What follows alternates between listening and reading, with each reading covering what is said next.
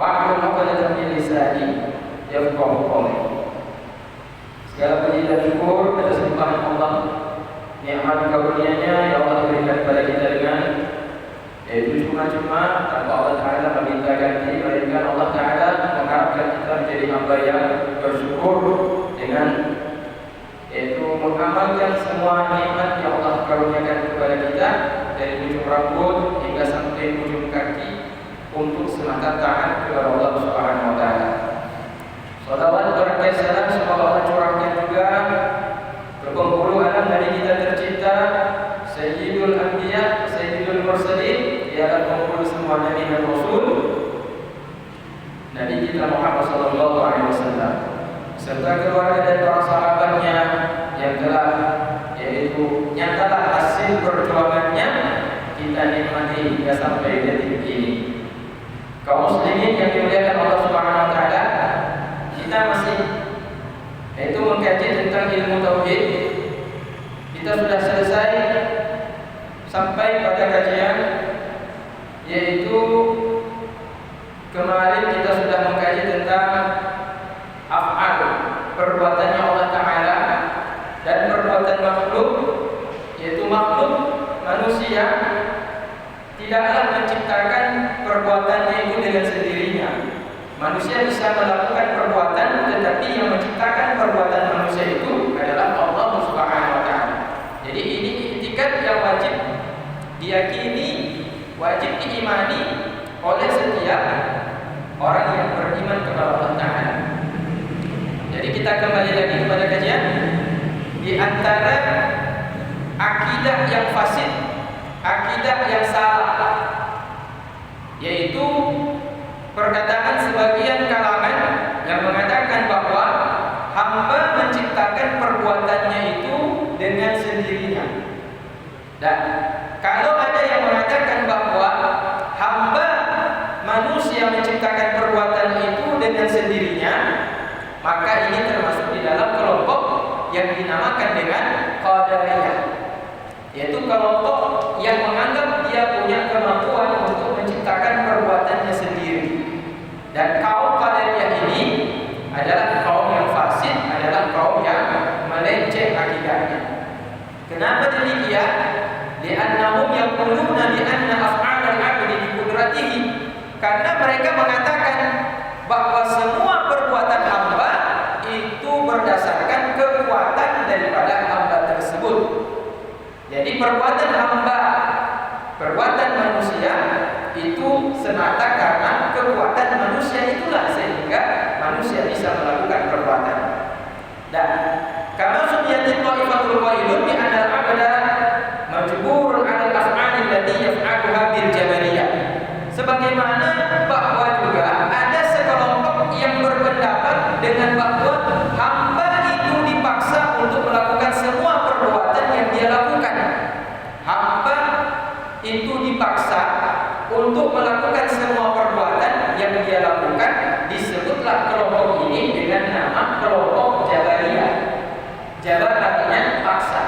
Jadi kelompok Jabariyah 180 derajat berbeda dengan kelompok Qadariyah. Kalau kelompok Qadariyah, mereka menganggap dan meyakini bahwa semua perbuatan mereka itu diciptakan oleh kekuatan mereka sendiri, bukan kekuatan dari Allah Ta'ala, tapi kekuatan dari manusia itu sendiri. 180 derajat berbeda, bertentangan dengan kaum Jabariyah. Kaum Jabariyah sebaliknya meyakini bahwa semua perbuatan hamba itu bukan karena kekuatan hamba, tetapi semata-mata dipaksa untuk berbuat oleh Allah Ta'ala. Jadi ini menyolok sekali dua kelompok di kalangan kaum muslimin. Yang satu mengatakan semua perbuatan ini perbuatan saya, yang satu lagi mengatakan semua perbuatan saya bukan perbuatan saya, tetapi perbuatan Allah.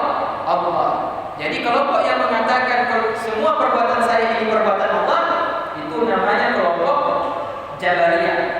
Kalau ada yang mengatakan semua perbuatan ini bukan perbuatan Allah tapi perbuatan saya, ini namanya kelompok Qadariyah. Jadi bapak-bapak, ibu-ibu, kalau meyakini dalam hati bahwa semua perbuatan ini perbuatan saya bukan perbuatan Allah, berarti bapak ibu masuk dalam kelompok qadariyah. Semua perbuatan ini perbuatan saya bukan perbuatan Allah, maka bapak dan ibu masuk dalam kelompok qadariyah. Tapi kalau bapak ibu meyakini semua perbuatan kami ini adalah perbuatan Allah, nggak ada unsur apapun kita di situ, kita nggak ada sumbang apapun di situ. Perbuatan kita semuanya perbuatan Allah. Kita sholat, kita mencuri, kita kerja, kita tidur, kita menuntut ilmu, semuanya perbuatan Allah. Namanya ini kelompok Jabariyah. Nggak ada sedikit pun di situ kaitannya dengan manusia. Lantas mana yang benar? Pertanyaannya mana yang betul nih? Nah, pertanyaannya mana yang benar? Apa Jabariyah? Apa Qadariyah? Jawabannya dua-dua melenceng, dua-dua salah. Dua-dua akidahnya ini akidah yang fasid. Fasid artinya akidah yang melenceng, akidah yang sesat, akidah yang tidak sesuai dengan yang diajarkan oleh Rasulullah Sallallahu Alaihi Wasallam. Dan wa hiya aqidatun zaiqatun aidan, dan itu termasuk akidah yang tergelincir juga. Lantas mana yang benar? Dan wal haqqu 'anna al-'abda la yakhluqu af'ala nafsihi. Dan pendapat yang benar dalam masalah akidah tersebut, ini kan masalah akidah. Ini kan masalah keyakinan. Kalau kita meyakini perbuatan ini perbuatan yang kita lakukan ini hasil daripada perbuatan kita, bukan perbuatan Allah, bukan tidak ada kaitan dengan ciptaan Allah Taala perbuatan yang kita lakukan, maka kita keluar daripada akidah yang benar. Atau sebaliknya, semua perbuatan kita ini perbuatan dari Allah Taala, kita tidak ada hubungan sama sekali dengan apa yang kita kerjakan. Ini juga keluar. Lantas mana yang benar? Wal haqqu 'anna al-'abda la yakhluqu af'ala nafsihi. Dan bermula pendapat yang hak adalah bahwa sesungguhnya hamba tidaklah hamba itu menciptakan semua perbuatan dengan sendirinya. Tidaklah hamba itu menciptakan semua perbuatan itu dengan sendirinya. Kalau bukan manusia menciptakan perbuatannya, berarti siapa yang menciptakan perbuatan? Allah Ta'ala. Kalau begitu berarti semua perbuatan kita diciptakan oleh Allah Ta'ala. Sebaliknya juga walaysa majburan, manusia meskipun semua perbuatannya diciptakan oleh Allah Ta'ala, tapi manusia tidaklah dipaksa oleh Allah Ta'ala. Meskipun manusia melakukan semua perbuatannya, dia mampu melakukan perbuatannya, tetapi manusia posisinya tidak dalam keadaan mereka itu dipaksa oleh Allah Ta'ala. Jadi ini akidah yang kita ambil adalah akidah yang pertengahan. Dan akan tetapi Allah Ta'ala yakhluqul af'ala shadirah minal 'abdi, bahwa sesungguhnya Allah Ta'ala menciptakan akan semua perbuatan manusia hamba tersebut yang muncul daripada hamba, serta keadaan hamba itu diberikan ikhtiar, diberikan itu pilihan. Manusia di samping Allah Ta'ala ciptakan perbuatan-perbuatan yang muncul dari dirinya, di samping itu Allah Ta'ala berikan kesempatan kepada manusia untuk memilih.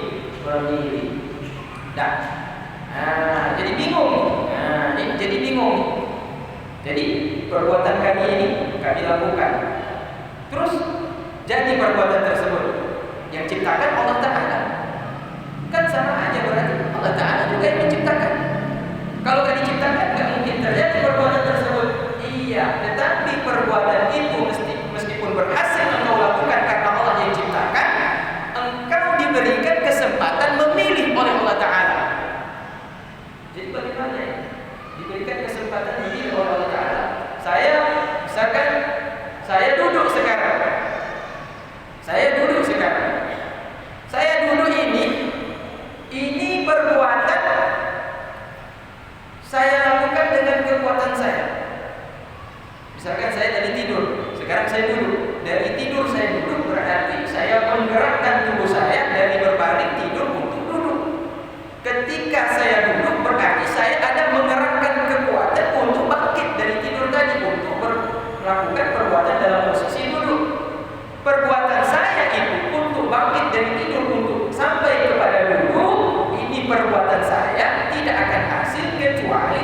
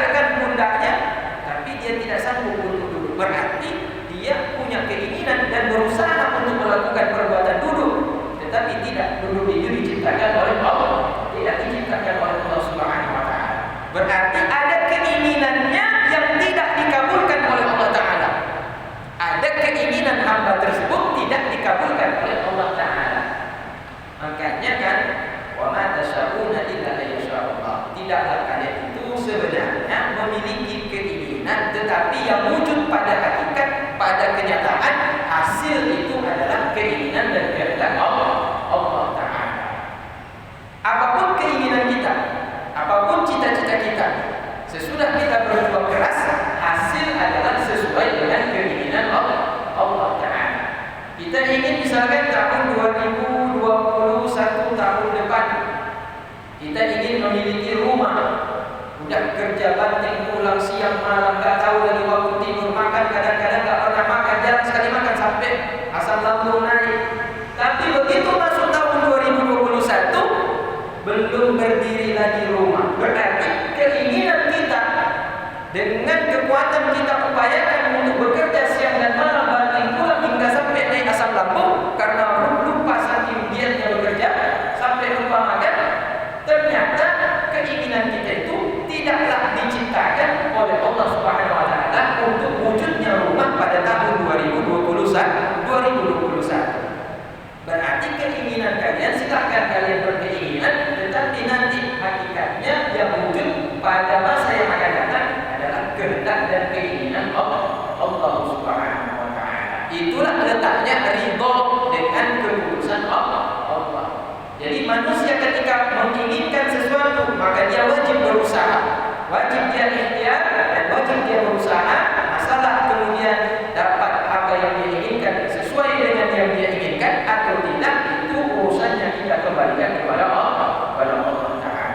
Jadi ini satu keyakinan yang wajib diiktikadkan oleh kaum muslimin. Jadi kita ulang lagi, bal inna Allah ta'ala yakhluqul af'ala shadiratan minal 'abdi ma kaunil 'abdi lahu ikhtiyar. Bahkan akan tetapi sesungguhnya Allah Ta'ala lah yang menciptakan semua perbuatan yang muncul dari hamba beriringan dengan keadaan hamba ada ikhtiar, ada diberikan hak untuk menentukan pilihan. Jadi bukan dia masuk di dalam kelompok majbur, dia dipaksa. Bukan berarti semua perbuatan yang dia lakukan itu hasil dengan ciptaan Allah Ta'ala. Berarti manusia itu dipaksa untuk melakukan kehendak Allah Ta'ala. Buktinya mana? Buktinya ketika kita melakukan sesuatu perbuatan, Allah memberikan kepada kita hak untuk memilih apakah kita akan melakukan perbuatan plan A atau kita melakukan perbuatan plan B, rencana A atau rencana B. Qala Sa'ad fi syarh al-aqd, tapi masih kurang, masih samar-samar. Bagaimana sebenarnya maksudnya ini? Masih ada juga pertanyaan misalkan, ini bagaimana? Di satu sisi kaum Jabariyah salah yang meyakini bahwa semua perbuatan diciptakan oleh Allah Ta'ala, salah. Di sisi yang lain, kalau semua perbuatan bukan diciptakan oleh Allah Ta'ala, kalau perbuatan semua bukan diciptakan oleh Allah Ta'ala, berarti semua perbuatan diciptakan oleh hamba, oleh manusia. Itu juga salah. Jadi bagaimana sebenarnya? Ini dijawab di sini lebih jelas lagi. Dikatakan oleh Al-Imam Sa'ad, qala Sa'ad fi syarh al-aqaid, berkata Imam Sa'ad di dalam kitab syarah kitab aqaid, wa hadha al-ikhtiyar, bermula makna ikhtiyar, makna kita diberikan kesempatan untuk memilih. La yumkin an yu'abbar anhu bi ibaratin, tidaklah mungkin diibaratkan dengan satu ibarat, tidak mungkin dijelaskan dengan satu kata. Kata-kata ikhtiar itu tidak mungkin bisa dijelaskan dengan jelas-jelas, betul-betul terang benderang kalau dengan hanya satu kata. Bal akan tetapi syakhsu, seseorang itu yajib akan mendapatkan hakikat, makna, maksud, arti daripada makna ikhtiar tersebut baina harakati yadihi, di antara gerakan tangannya, idza harakaha huwa, kalau dia gerakan yaitu tangannya itu oleh dirinya sendiri, wa baina idza harakaha al-hawa, dan di antara jika dia gerakan tangannya itu bergerak bukan dengan gerakannya sendiri, tetapi bergerak tangannya itu karena ditiup oleh udara atau angin yang kuat. Contoh, ada orang berdiri di pinggir jurang Brute, ada orang berdiri di atas puncak Brute, selfie, foto-foto di pinggir jurang, nggak ada batas di situ, nggak ada kayu di situ, langsung berdiri di pinggir batu jurang. Dan tiba-tiba jatuh, meninggal. Jatuh, kemudian meninggal. Pertanyaannya, apakah dia masuk neraka atau dia masuk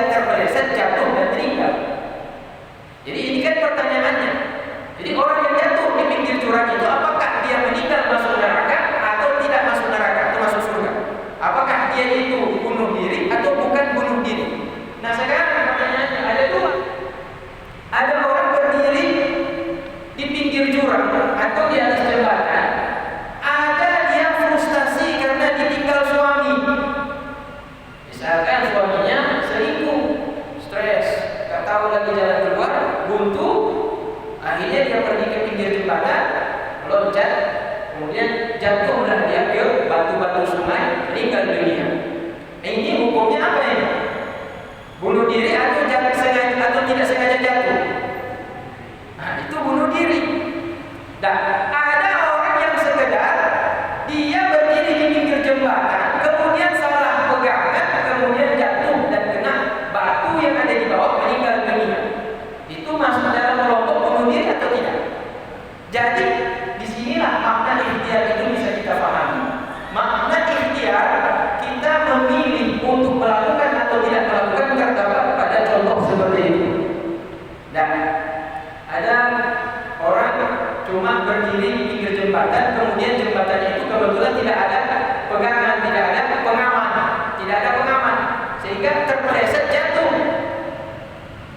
Apakah jatuhnya itu keinginan dia atau itu keinginan Allah? Ya, pertanyaannya kayak gitu kan? Dia jatuh itu kehendak dia atau kehendak Allah? Keinginan kemauan dia atau bukan keinginan dia? Keinginan Allah berarti. Oh, hah? Dia cuma selfie foto-foto di pinggir jembatan atau di pinggir jurang rute. Kemudian terpeleset jatuh. Nah, jadi karena licin jatuh, dia jatuh meninggal dunia. Pertanyaannya, ada enggak keinginan dia jatuh dan meninggal dunia? Tidak ada. Berarti tidak ada ikhtiar di situ. Berarti di situ tidak ada ikhtiar. Berarti tidak ada keinginan dia untuk jatuh. Cuma yang udah terpeleset jatuh meninggal dunia. Jumpa dengan Allah nanti. Allah Maha tahu bahwa dia tidak ingin mati, tidak ingin jatuh. Cuma tidak sengaja terpeleset. Berarti tidak ada ikhtiar. Maka dia tidak dihukum sebagai masuk dalam golongan orang yang bunuh diri. Tapi kalau ada orang berdiri di pinggir jurang, memang niatnya mau loncat dan mau bunuh diri, nah kira-kira itu keinginan dia, ada nggak keinginan dia untuk bunuh diri? Ada keinginan dia untuk bunuh diri. Ada keinginan dia untuk bunuh diri, itulah yang disebut dengan namanya ikhtiar. Itulah yang disebut dengan namanya ikhtiar. Ibu-ibu, coba ibu-ibu lihat waktu orang kejadian tsunami, waktu tsunami itu terjadi, dan ada orang yang digulung oleh ombak gelombang laut, dan kemudian dia tiba-tiba baru sadar dia sudah di atas pohon, menyangkut di atas pohon, dan dia pingsan digulung oleh gelombang. Kemudian ada juga yang terdampar di atas atap rumah. Pertanyaannya, tiba-tiba dia sadar bukan dia di atas atap rumah. Itu keinginan dia, ada niat dia untuk berenang kemudian naik di atas atap rumah, atau itu bukan keinginan dia? Pertanyaannya kan seperti itu. Adakah keinginan dia untuk sampai di atap rumah? Dia nggak sadar. Tiba-tiba begitu dia sadar, dia sudah di atap rumah. Berarti keinginan dia tidak ada sama sekali di situ. Tidak ada niat dia untuk dia berenang. Bagaimana dia berenang? Dia pun tidak pintar berenang. Kebetulan ombak itu membawanya sampai ke atas itu. Jadi itu yang disebut dengan tidak ada ikhtiar di situ. Tidak ada keinginan untuk memilih perbuatan untuk dia sampai di atas atap rumah. Ada orang memang yang punya keinginan. Ketika datang ombak laut, dia berenang, dinampak dari jauh ada rumah yang masih ada atapnya belum tenggelam, maka dia berenang berusaha untuk sampai ke situ. Maka sampailah dia di atas atap rumah. Maka sampainya dia berenang dalam ombak tsunami itu sampai ke atap rumah itu ada ikhtiar dia. Berarti dia usaha di situ. Itu yang disebut dengan namanya ikhtiar. Maka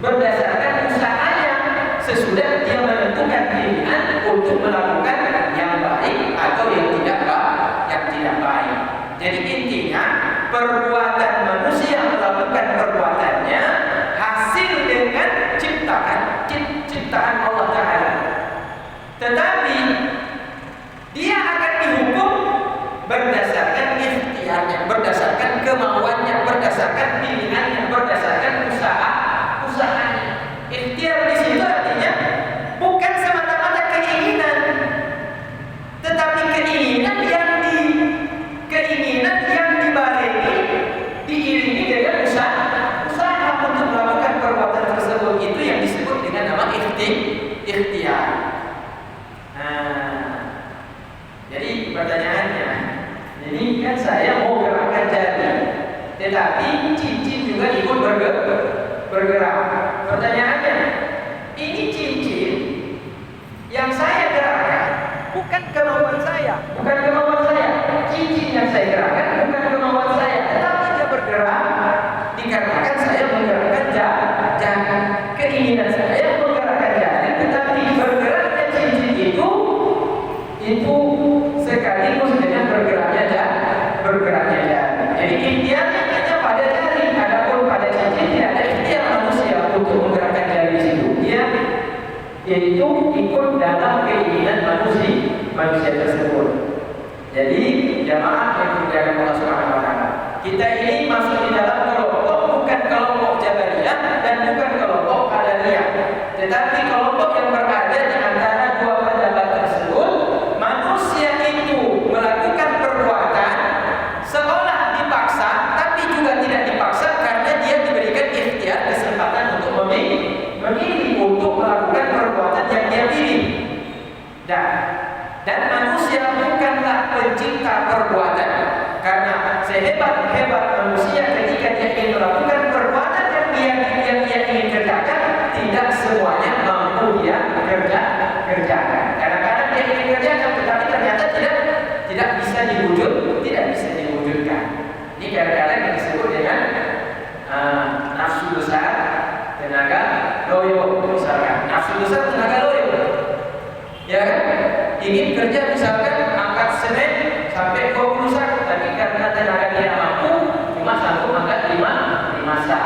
Keinginannya besar, angkat sak semen itu sampai 20 sak, tapi tenaganya tidak mampu. Artinya keinginannya untuk menghasilkan mampu mengangkat 20 sak dalam satu hari kerja tersebut tidaklah diciptakan kekuatan oleh Allah Ta'ala untuk mengangkat 20 sak. Yang hanya diciptakan oleh Allah Ta'ala kekuatannya hanya 5 sak.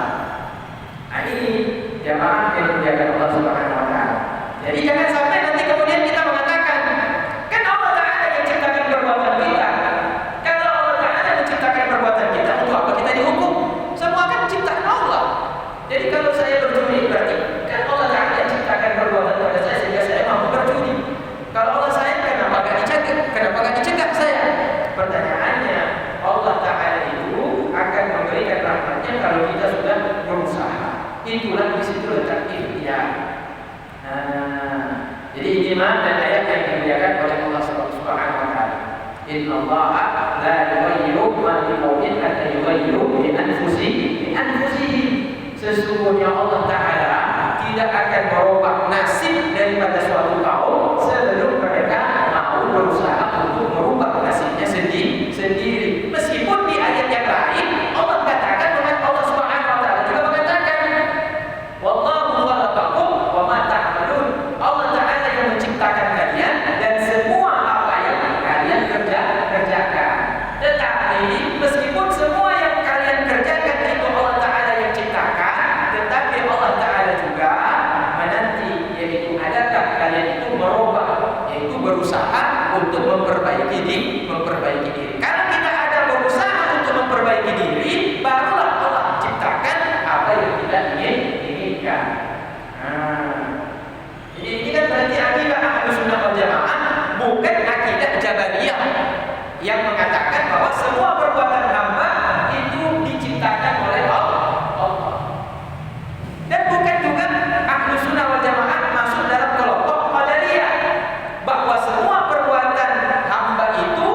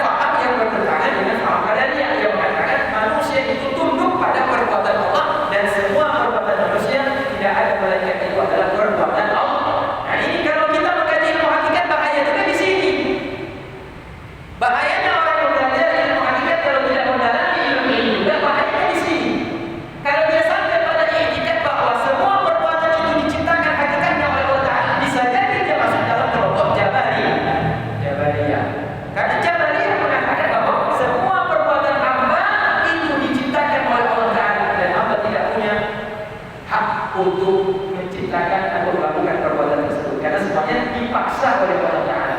Nanti kalau sampai ke situ ujung-ujungnya nanti tidak butuh sholat lagi, ya, tidak butuh sholat lagi. Kenapa? Ya karena Allah Ta'ala kan menghendaki saya berbuat seperti ini. Berarti semua sudah diridhoi oleh Allah Ta'ala. Artinya ujung-ujungnya bisa jadi juga dia tidak mengamalkan ilmu syariat. Kalau ingin mendalami ilmu hakikat, dalami yaitu ilmu kalam secara step by step, dan pada jadi juga ilmu syariat sehingga dapatlah kita mengamalkan itu lebih sempurna, sehingga tidak bincang, sehingga tidak bincang sebelah. Nah, ini di sini ada pertanyaan apa? Ada pertanyaan tidak? Pertanyaannya di sini, mama duduk di masjid ini dipaksa tidak sama Allah? Dipaksa tidak sama Allah? Hah? Dipaksa tidak? Nah, yang memberikan kekuatan mak datang ke sini, kaki itu bisa berjalan, badan bisa tegak lurus untuk datang ke masjid, itu diciptakan oleh Allah Ta'ala. Tetapi kita punya kemauan, Allah berikan kesempatan kepada kita untuk memilih mau duduk-duduk nonton sinetron atau mau duduk-duduk sambil berzikir ikut majelis taklim. Dikasih kepada kita hak untuk ikhtiar. Jadi Allah Ta'ala itu diberikan kesempatan kepada kita untuk menentukan pilihan kita dan berusaha untuk mengamalkan pilihan kita tersebut. Kemudian jamaah yang dimuliakan Allah Subhanahu Wa Ta'ala, wa min al-jaizi 'alaihi ta'ala irsalu jami'ir rusul, dan di antara perkara yang boleh ke atas Allah Ta'ala, artinya tidak wajib, artinya bukan mustahil. Boleh berarti bukan mustahil dan tidak wajib. Apa yang boleh bagi Allah Ta'ala? Irsalu jami'ir rusul, mengutus semua rasul-rasulnya. Rasul-rasulnya itu semuanya diutus oleh Allah Ta'ala, tidak wajib dan juga bukan mustahil. Apa wajib? Allah Ta'ala utus Nabi Musa. Kalau Allah Ta'ala tidak utus Nabi Musa, nggak sempurna syariatnya Allah Ta'ala. Tidak akan berhasil keinginan Allah untuk menyebarkan syariat Nabi Musa. Syariatnya Allah Ta'ala ya syariat Nabi Musa. Apa wajib? Allah Ta'ala mengutus Nabi Allah Isa alaihissalam. Kalau tidak diutus Nabi Isa alaihissalam, maka keinginan Allah Ta'ala agar manusia menyembahnya, agar manusia melaksanakan syariat yang diberikan kepada Nabi Isa, tidak akan berhasil kalau tidak diutus Nabi Isa. Apa wajib? Allah Ta'ala mengutus Nabi Muhammad SAW. Kalau seandainya Allah Ta'ala tidak mengutus Nabi Muhammad, maka syariatnya ini tidak akan sempurna dan tidak akan tercapai kehendak Allah Ta'ala. Jawabannya tidak wajib. Boleh bagi Allah Ta'ala mengutus Rasul, boleh bagi Allah Ta'ala tidak mengutus Rasul. Jadi kalau Allah Ta'ala mengutus Rasul, itu bukan wajib dan juga bukan mustahil. Mustahil artinya begini, Allah Ta'ala tidak mungkin mengutus Rasul. Kalau Allah Ta'ala mengutus Rasul, berarti Allah Ta'ala bergantung kepada Rasul. Kalau Allah Ta'ala bergantung kepada Rasul, berhajat, butuh kepada Rasul, berarti Allah Ta'ala itu kurang. Karena sesuatu yang butuh dan berhajat, berarti dia itu sesuatu yang memiliki kekurangan. Maka mustahil Allah Ta'ala itu berhajat kepada Rasul. Jadi ujung-ujungnya bisa difahami meleceh akhirnya. Akhirnya meleceh pemahaman. Oh, berarti mustahil Allah Ta'ala itu mengutus Rasul. Karena Allah Ta'ala maha sempurna, maka tidak butuh Allah Ta'ala mengutus Nabi dan Rasul. Berarti mau usah utus Nabi dan Rasul, udah cukup Allah Ta'ala saja. Turunkan wahyu melalui malaikat, nggak pakai Nabi, nggak pakai Rasul, udah cukup. Bukan, mengutus Rasul itu bukan mustahil, tetapi jaiz, boleh. Kalau Allah kehendaki Allah Ta'ala ciptakan Nabi Muhammad, boleh. Kalau Allah Ta'ala kehendaki Allah Ta'ala ciptakan Nabi Isa, boleh. Kalau kehendaki Allah ciptakan Nabi Musa, boleh. Kalau Allah kehendaki Allah ciptakan Nabi Daud untuk menjadi Rasul, menyampaikan syariat yang Allah kehendaki sesuai dengan kondisi zaman dan kondisi umat masing-masing. Boleh, artinya bukan wajib dan bukan mustahil. Artinya bisa saja Allah Ta'ala utus, bisa saja Allah Ta'ala tidak utus. Ini contoh mak. Nah, kalau misalkan ada ajaran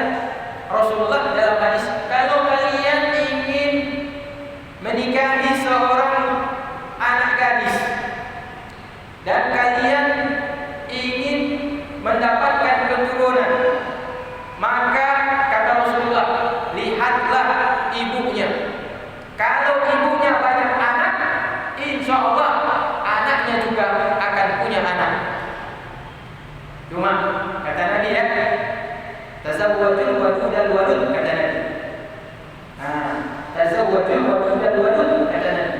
Nikahi wanita yang banyak melahirkan anak kata Rasulullah. Jadi kalau kalian ingin melihat seorang anak gadis itu apakah dia akan memberikan anak kepada kalian atau tidak, lihat mamanya bagaimana. Kalau mamanya anaknya 3 ke atas, insya Allah anaknya juga akan melahirkan anak. Ini secara syariat. Ini secara syariat. Secara syariat Rasulullah melihat kondisi secara umum. Seorang anak yang lahir dari seorang ibu yang ibunya punya 11 anak, maka anaknya paling kurang akan dapat 3 orang anak, 2 orang anak, paling sedikit saja. Jarang sekali ada seorang ibu yang punya anak 7 orang, 6 orang, 11 orang, anaknya tidak punya anak sama sekali. Jarang sekali. Maka kata Rasulullah dalam hadisnya, tazawwajul wadudal wadud, nikahi wanita yang mau melahirkan banyak anak dan wanita yang dasarnya dia punya keturunan berasal dari mak dan mamanya itu berasal dari mamanya, ibunya yang banyak anak. Jadi itu kata Nabi. Nah, kita sudah amalkan ini. Ternyata ketika menikah dengan anak gadis yang mamanya itu punya 11 anak, ternyata nggak juga melahirkan anak. Udah menikah 40 tahun tidak juga dapat anak. Nah, ini bohong Nabi. Akhirnya yang disalahkan Nabi. Akhirnya pegang anak. Ya, Nabi kan itu tidak tanya. Pegang menikah dengan inong yang mak di belah. Berarti pasti mungkin rupanya belum menikah. Mun inong. Nah, kita perlu saudara. Tuan ini hanya nombor mana? Yang kabar saya kamu timbungan belum oleh Nabi. Berarti Nabi sudah menipu saya. Tidak, itu hukum al-ghadiyah. Itu hukum secara kebanyakan yang terjadi dalam masyarakat. Kalau seorang anak gadis berasal daripada ibu yang ibu itu memiliki banyak anak, biasanya anaknya itu juga akan memberikan anak. Jarang yang tidak memberikan anak.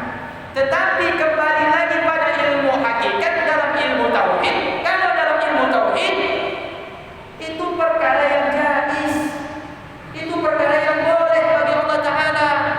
Tidak wajib kalau seorang suami menikah dengan istrinya berasal daripada keturunan ibunya sebelumnya punya banyak anak, maka dia pasti akan dapat anak juga.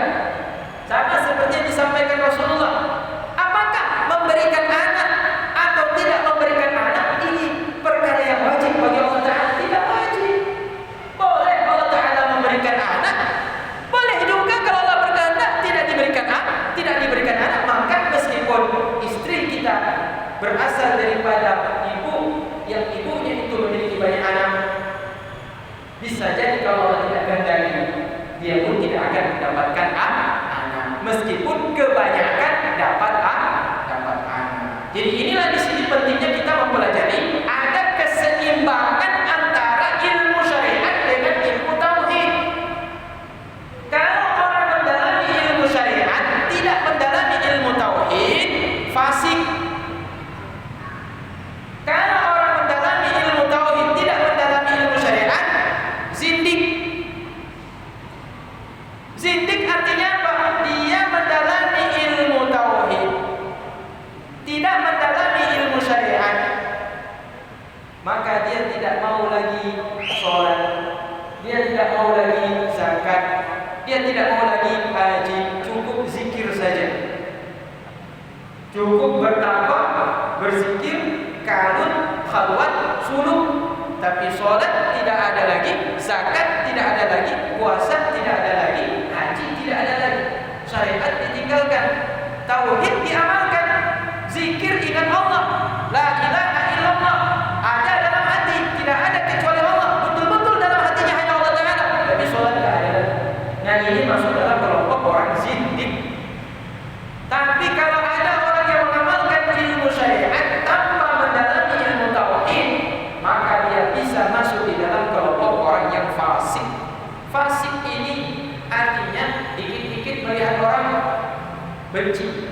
Kenapa lihat orang pakai kenapa lihat orang tidak sholat benci?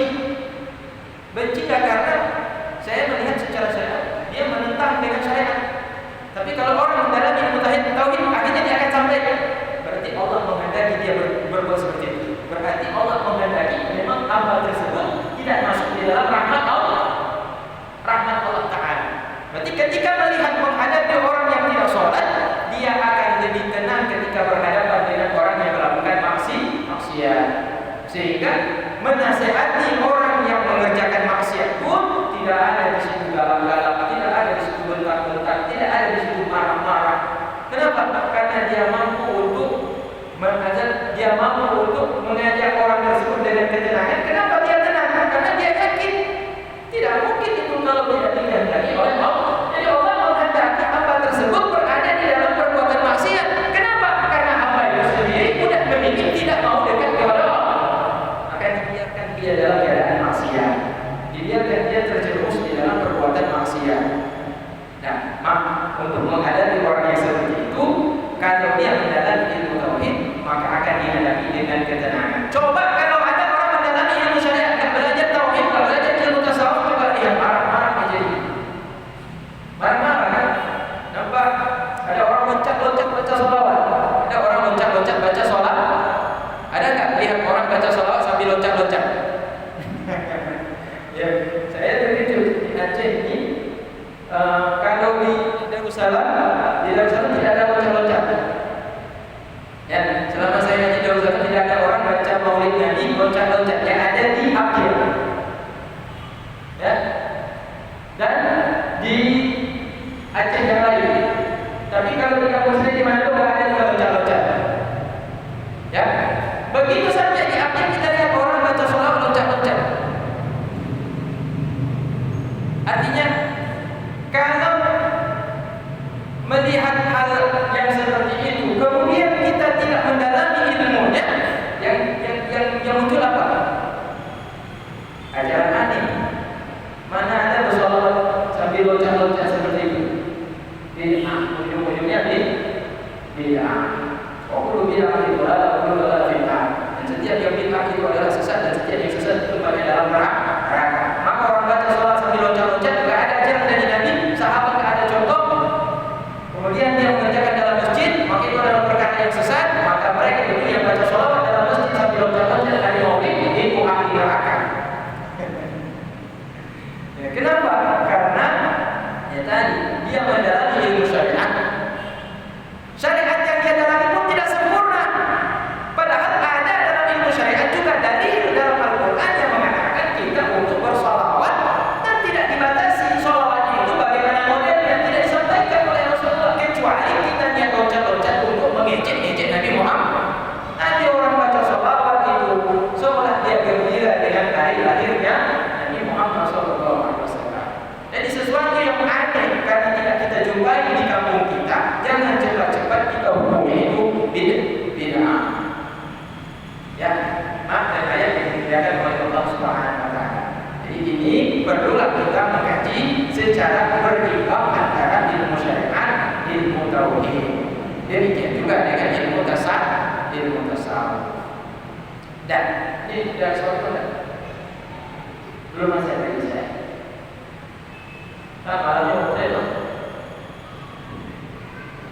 Dan ayat yang dimuliakan Allah Subhanahu wa taala berarti Allah taala tidak wajib mengutus nabi. Allah taala tidak wajib mengutus rasul. Dan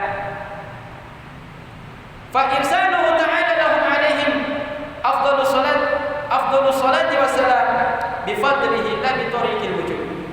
Maka Allah taala mengutus para nabi dan para rasul sebaik-baik salawat dan salam semoga Allah curahkan kepada mereka, nabi dan rasul.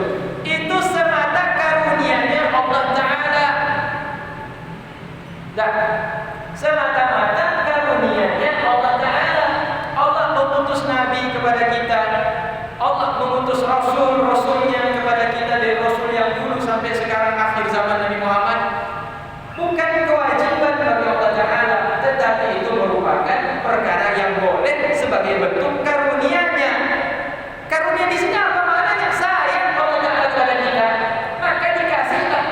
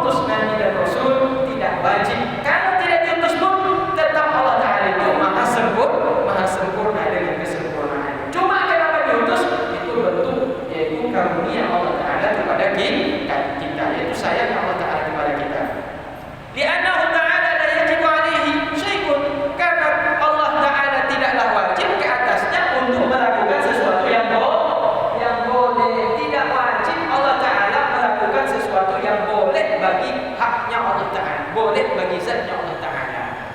Dan ada juga orang pancing-pancing begini, kalau Allah Ta'ala itu maha kuasa, maka Allah Ta'ala mampu melakukan segala sesuatu apapun. Maka boleh Allah Ta'ala menciptakan istri untuk dirinya. Karena apa? Allah Ta'ala maha kuasa. Kalau Allah maha kuasa, apapun sanggup dia lakukan, apapun sanggup dia ciptakan. Berarti boleh bagi Allah Ta'ala yaitu menciptakan istri untuk dirinya. Nanti Allah Ta'ala jadi suami karena dia punya istri. Tidak boleh Allah Ta'ala itu menciptakan istri.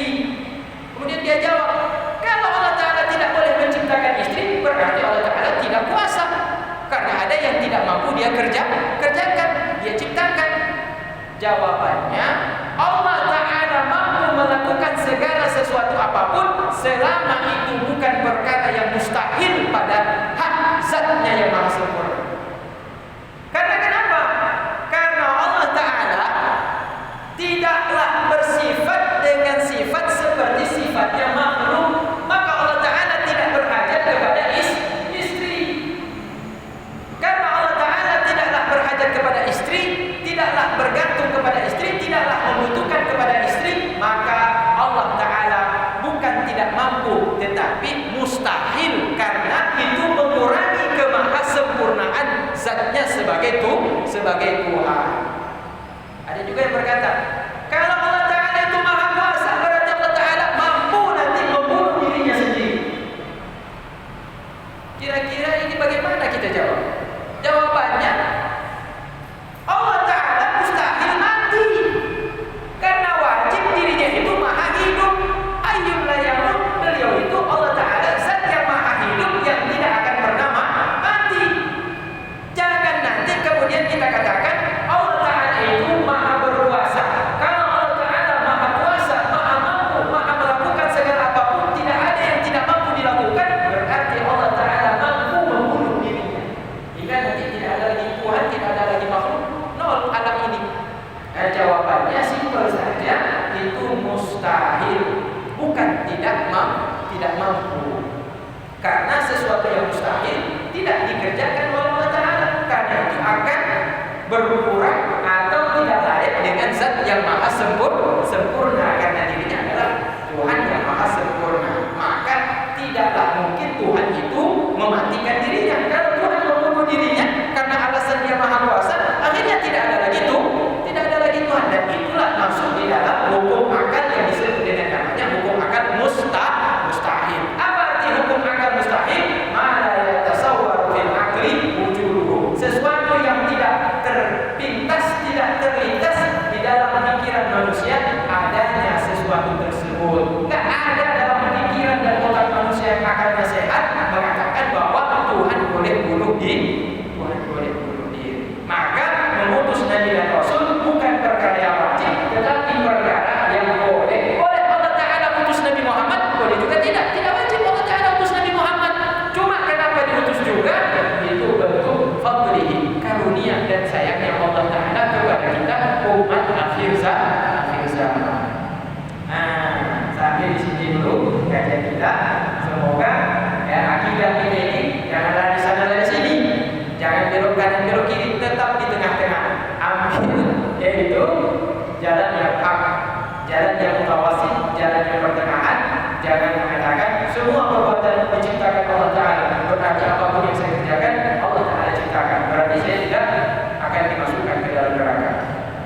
Atau sebaliknya, semua perbuatan ini ciptaan saya, tidak ada sangkut paut dengan Allah Ta'ala. Nah, ini tidak kayak Fir'aun jadinya. Jamaah, semoga akidah ini bisa kita pertahankan hingga sampai kepada anak cucu kita. Demikian.